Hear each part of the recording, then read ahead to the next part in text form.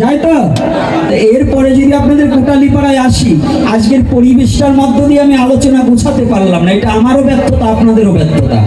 আর দ্বিতীয়তে আজকে জুরান কর্মকার মহাশয় এহলোক থেকে পরলোকে গমন করিয়াছে, যিনি তার পুত্রদ্বয়ের আয়োজনে আজ এই হরিকথা শ্রবণ করলেন আপনারা। এই পুত্রদ্বয়, পুত্রের কেন প্রয়োজন কি বলবো? এইটা না বললে তো থেকে যাবে প্রশ্নটা আমার প্রতি। তাই স্বল্প সময়ের মধ্য দিয়ে আমি এই মীমাংসা দিতে চাই, কারণ আজকের পরিবেশটা একেবারে আমার দুরবস্থা। তাই তো বাবা, কেউ বসতে না পারলে হরিকথা শ্রবণ করার মন জাগে না, জাগে?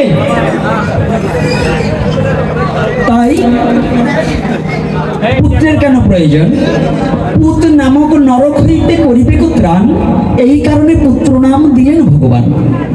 তো পুত্র হলে কি হিরণ্যকশ্যপের মতো পুত্র হলে হবে না, প্রহ্লাদের মতো পুত্র হতে হবে।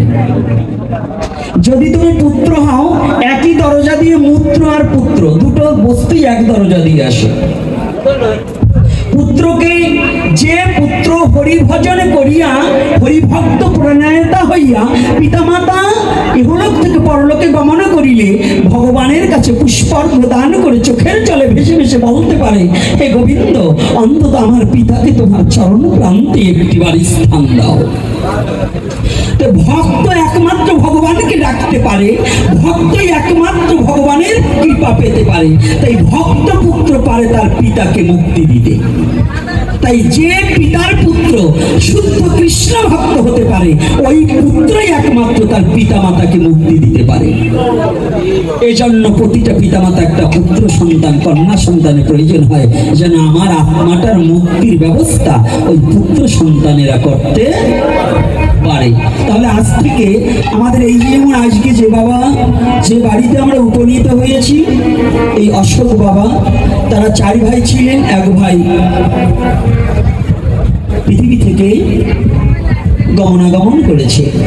আর যারা আছে আপনারা সকলে একটু প্রার্থনা করবেন, ভগবানের কাছে আমি প্রার্থনা করি সেই জুরান কর্মকার মহাশয় যেখানে যে অবস্থায় থাকুক না কেন, আজকে এই হরিকথার জন্য, এই সাধুগুরু বৈষ্ণবের কৃপার জন্য যেন ভগবত ধাম প্রাপ্তি হয়। আর তার পুত্র পুত্রাদি যাহাদের এহলোকে রাখিয়া গিয়েছেন, তাহাদের যেন মনের দুর্বুদ্ধি নাশ হয়ে যেন শুদ্ধ কৃষ্ণ প্রেম ভক্তি জাগ্রত হয়। আমি অন্য কোনো প্রার্থনা আমি করি না, কারণ আমার প্রার্থনাটা ওই যে অনেকে বলে প্রণাম করে তোমার মনোবাসনা পূর্ণ হোক, আমি এটা বলি না, কারণ তার মনে তো খারাপ বাসনাও থাকতে পারে। কৃষ্ণ ইচ্ছা পূর্ণ হোক, কৃষ্ণ ইচ্ছা পূর্ণ হোক, কিন্তু কোন জীবের বাসনা যেন পূর্ণ না হয়। জীবের বাসনায় কখনো ভগবৎ প্রেম উৎপন্ন হয় না, জীবের বাসনায় কামনার উৎপত্তি হয়।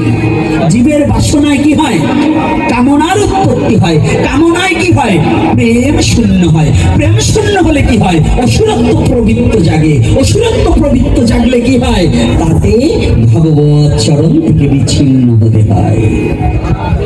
এজন্য যেন কৃষ্ণ ইচ্ছা পূর্ণ হয়, যেন ভগবানের প্রতি সবার প্রেম ভক্তি লাভ হয়, এই আশা ব্যক্ত করে আমি আর দীর্ঘায়ু করতে চাই না, কারণ সাধুরা সবাই দাঁড়িয়ে আছে, আমি বসে থেকে আমার খুব কষ্ট হচ্ছে।